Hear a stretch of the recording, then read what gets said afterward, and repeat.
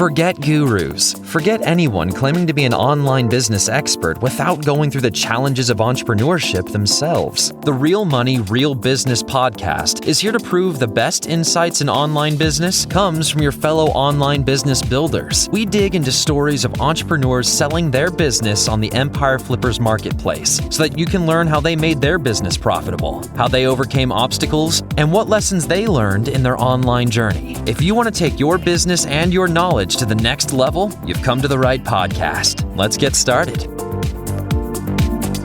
Hey everyone, Max here with another great business to discuss on this episode of the Real Money, Real Business podcast. Today's guest is Ruan, and he's selling his display advertising, affiliate and Amazon associate business on the Empire Flippers marketplace. So welcome to the show, Ruan. How are you doing today? Great, thanks. Nice to be here. Listen to your podcast a lot, so great. Finally have my own episode. It's good to hear, and we're going to get into your business shortly, but before we do that, let's just give a brief summary of the business. So, as I mentioned, it's a display advertising affiliate and Amazon associates business in the electronics niche, created in July 2018. The average monthly revenue for the business is $4,297 and makes an average of $4,015 per month in net profit. For everyone listening, you can visit the empireflippers.com marketplace and search for listing 48231 to learn more about the business. Included in the sale is primary domain and all the site contents files, a secondary domain and all the site contents files, 2 additional domains used as 301 redirects, social media accounts including Facebook and Twitter, SOPs and the supplier contracts relationships. So now that I've given a general overview of business, would you be able to tell us a little bit about your background in building and running online businesses? Sure. I've been building and running online businesses, specifically focused on affiliate marketing since 2017. And I started building websites in the Amazon associates niche, as most affiliate marketers start. And then I switched to including some affiliate as well as display advertising. And that culminated to kind of the site that's in sale for sale today, all those techniques that I've learned over the last 3 years. Yeah. And how did you acquire this particular business? Is it something that you purchased or something that you created? Yeah, that's quite an interesting story. I bought this business from Flipper, and that I bought in 2019. So the business was created in 2018, and the owner had ranked it really well because it was not a native English speaker. So the articles were not converting really well, but he had attained rankings for keywords, which I thought were quite impressive and quite difficult, considering the age of the website. So I bought it on Flipper. I think it was early 2019. Then improved conversion optimization, improved the English, as I'm a native speaker, and I also have native speaking writers, and just built out the site. The site had maybe 20 pages, and we basically tripled that, and obviously just continued the link building. And me and the person who I purchased the site from actually became business associates, and we work together now on sites because he is so good at link building. And so he just runs my link building operations, and I run everything else. Yeah. And why did you choose this niche? Was it something that you were interested in, or was it purely a more sort of business decision? Well, I based it on obviously the performance of the site that when I was evaluating buying it, but the niche is a lot of fun. And I like the products. I use them, and I know quite a lot about them. So it was a bonus. But I always see that kind of thing as a bonus and not as necessarily the primary for my purchasing decision. So it's a bit of a mix. And what is it that's so appealing about this particular type of business model? Well, specifically the Amazon Associates affiliate and display advertising model, where you have a little bit of everything, is number one, it's very low maintenance, low effort. You only have to worry about replacing sold out products and just following up on your private affiliate once a month to make sure that they, send you the payment. And other than that, it's up to you how you choose to grow, how much content you want to produce and how much links you want to add every month. If you don't do anything, honestly, for 6 months, you will not really notice any difference. It's much more of a long-term play. So you really are free to invest and work as you choose. And it's as close to a passive earning model as you can get online, I think. Not that anything is really passive. And we've sort of talked about it briefly, but could you go into more detail about how this site makes money? Yeah, so the site makes money primarily through Amazon Associates. And then it also makes money through display advertising with media buying, which is quite a large digital advertising agency. Lots of people use that. And it also has a private affiliate offer with one of the producers of the products and one of the manufacturers who then give us a percentage of each sale of their product. And where does the majority of your traffic come from? The majority comes, or pretty much everything comes from search, with the majority being Google. And US, of course, based traffic with some sprinkling of other English-speaking countries like Canada, UK, Australia, and South Africa. And what sort do you currently do in terms of marketing? Well, currently we have marketing is considered to be link building only, right? I don't do any brand awareness on Instagram, Facebook, or anything like that. So with marketing, we have link building. I also consider new content as marketing. That would be something else, but we do guest posts. I'm quite active in link exchanges. So I speak on Facebook groups and chat with other site owners and try to do link exchanges with them. And also I have my own private blog network, which I add links. So that's pretty much how the site gets more exposure, is through more links and thereby through more search traffic. And those links, is that something that the new buyer could continue with? Yeah, well, obviously guest posts stay because that's the way that they work, right? And the PBNs, yes, my links from my own network can stay for 12 months. After that, we can negotiate a rate per link. It'll typically be around $8 per month per link to keep the links active and on the homepage. And the site also has links from a link building service and a PBN service, and those links can be continued. And all that would need to do is we would need to transfer the PayPal, billing to the new owner, and then those links will stay active. So that's the PBNs. You also talked about increasing the content production on this site. Can you tell us a bit about how you go about creating content? Yeah, well, this is not my only site. I've got a big portfolio of websites, and we have a standard procedure for how we create content and templates and everything. And so this site has its own template. You'll see content is very standardized. And we'll start off by doing keyword research in Ahrefs, finding something typically that our competitors have written about, which we haven't, or something that's gaining popularity on a forum, which no one has written about. Those are often the best keywords. And then we'd write about that. And if it's able to be monetized, we will do that. And yeah, that's how we decide which content to write about. And of course, we have an in-house writing team that takes care of the content. And yeah, the content is of quite high quality. So it's a good thing to have is for the long run, is to have a high level native speaking content on the site. So these writers, they won't be continuing with the site, but there is templates for a new buyer to maybe hire some other writers with. Yeah. The templates are stored on WordPress. So you will have like a roundup review template, and a single review template, as well as an information content template. And with those templates, the new owner would just need to then fill it out with actual words and images, which you can order. Yeah. And can you describe the amount of work that you do on this site for maintenance? For maintenance, what I do is I have a tool that I monitor when products are sold out. So I will check that every once in a while, just make sure that there's not too many 404s, and currently unavailable products on Amazon. That's one job I have. Then I will do keyword research. If I would choose to add content, I would do the keyword research for that.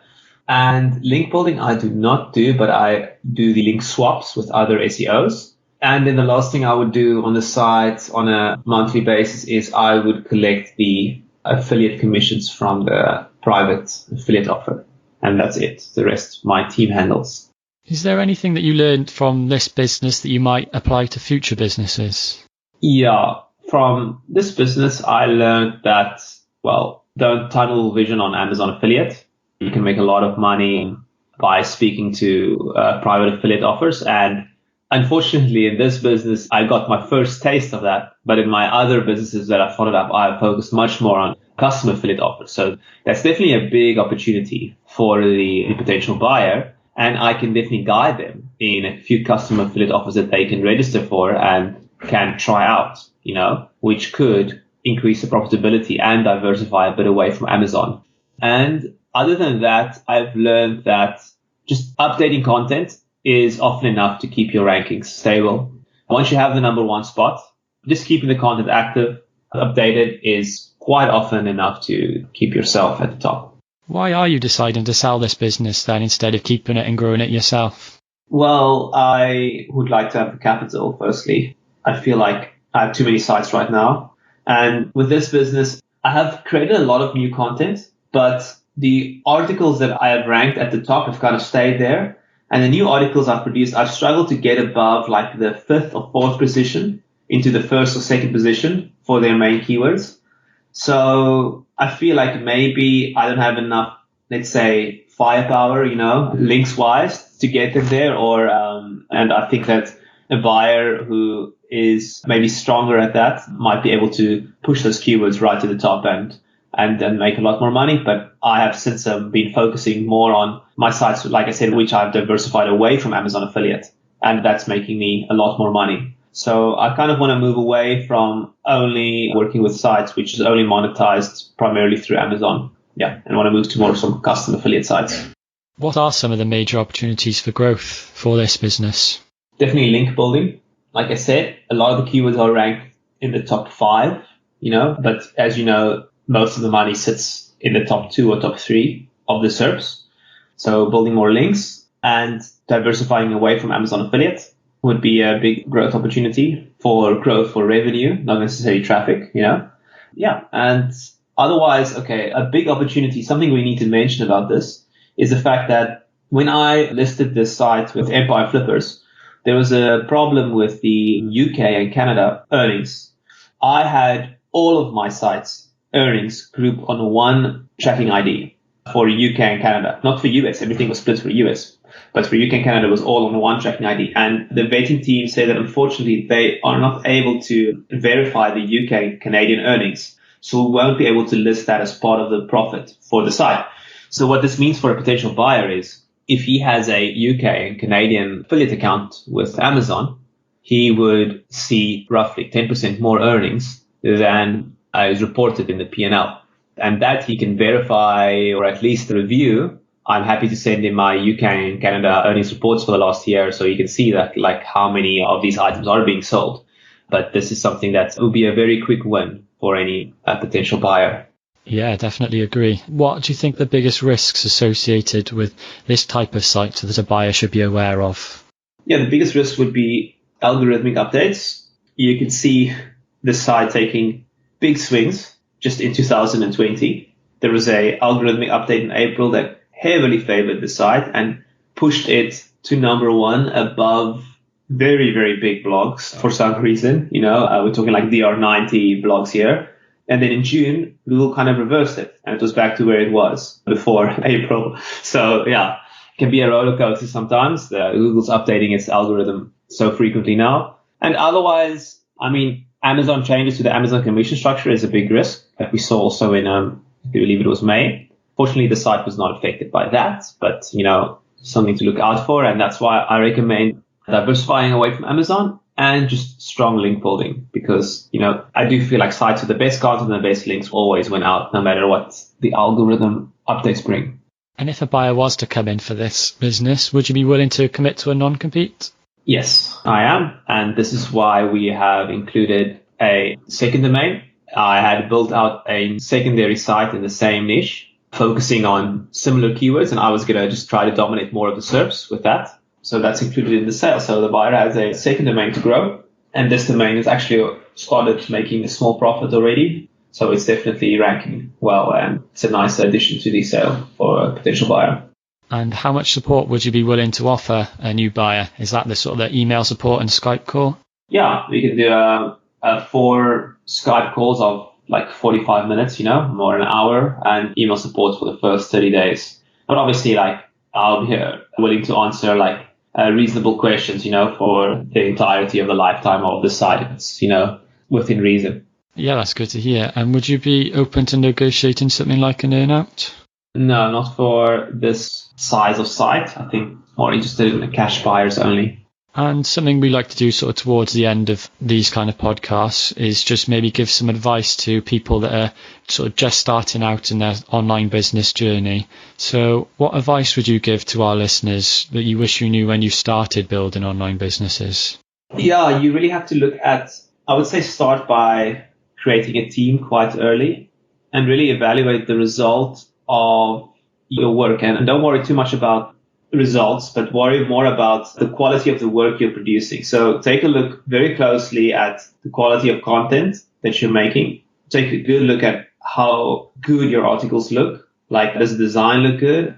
And see on a month-to-month basis, make sure you're just constantly improving this, Are you able to get links? Okay, good. The next month, are you able to get better links? Are you improving your network? Just try to, on a monthly basis, keep improving all the aspects of the business. And that's kind of how you start to really get ahead in online marketing. It's a slow grind. Was there any software or tools that really helped you run in this business? Yeah, I use the latest software and tools, everything. I can give you an idea of my tech stack for web design. I use Thrive Architect for keyword optimization and research. I use Ahrefs to actually write the article. We write it in Surfer SEO. To manage all my links, I use AWP. Amazon, for some of the more experienced buyers, they would know what that is, but that's something that gives you control over all your buttons and tracks everything related to Amazon. Yeah, so it is important that you use the latest technology, especially when it comes to the ranking for the keywords you want to rank for. And last few questions from me. Putting yourself in the shoes of a buyer, why do you think that your business is a business worth buying? Well, it has continued to grow. So it started in 2018. So number one, that's basically continued growth over the last 2 years. Number two, if you're spending $144,000 on a business earning profit of $4,000, that's a pretty good deal. Then the last point would be, if you are someone who thinks they have some link building chops, and are able to do that well, I would definitely say that this is a good business for you, as many of the keywords are just off the top three, and it's a bit of a push. It can be pushed to number one and number two, and that's where the real profit lies. Oh, and another thing is that this business has a very, very big seasonal peak in Christmas and over Black Friday also, especially. It's consumer electronics, so it's one of the most popular items on sale on Black Friday.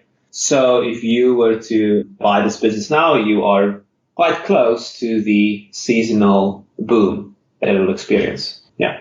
So that's why. Lastly, is there anything else you'd like to share that I might have missed? Let's see. I think we have covered everything. Obviously, the other thing is that the business does use, each of the sites uses one 301 redirect, and those domains will be included in the sale. And it also has a Facebook and Twitter account that we don't get too much traffic from, but we use to make everything a bit more, social media friendly. Well, that all sounds great. Thank you very much for joining us today. Thanks for interviewing me, and I hope that we can find a buyer and someone will be successful this site, even more than I was. Okay, everyone. Thank you for listening. To learn more and see if this listing has already been sold, head over to empireflippers.com/marketplace and search for listing 48231. If you're watching this on YouTube, click the link in the description to go straight to the listing. Once you've unlocked this listing, you'll be given everything you need to know about this business, and I'll see you in the next episode.